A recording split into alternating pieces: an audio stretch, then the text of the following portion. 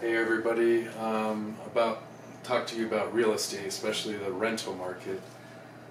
Some cities like here in Denver have really taken a jump in rental rates, but overall across the country they have risen substantially. And one of the causes of this increase are the big Wall Street firms like American Homes for Rent, which was started by the billionaire Wayne, who's the founder of a storage company, and Colony Starwood Homes, Progress Residential, Street Lane Homes. Just in the last 5 years alone, they've spent over $40 billion to buy 208,000 homes across America. According to the Federal Reserve, home ownership rate is at a 50-year low, which for the long term, it's not sustainable. That'll all come back up a bit. Spring Hill, Tennessee is a good example. In this article written by Ryan Dezember and Laura Kusisto,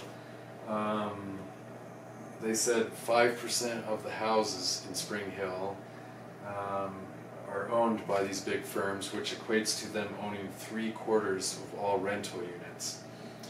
Now, if you were to buy a home in Spring Hill with 10% down and a 30-year mortgage,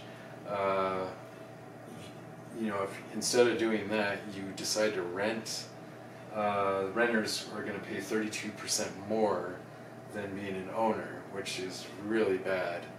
And homes will come on the market, and within 12 hours it'll be sold to one of these firms. Other families will put in bids, but they get outbid by these guys, plus these guys will pay cash.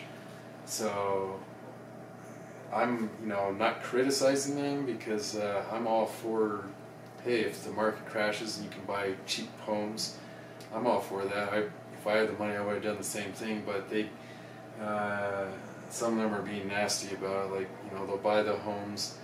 One developer in Spring Hill had 42 homes he was renting out, and because he hadn't sold them yet, and then he sold them to one of these firms, and it sounded like in the article he kind of felt bad about that, because they jacked up the rates on these people hundreds of dollars a month.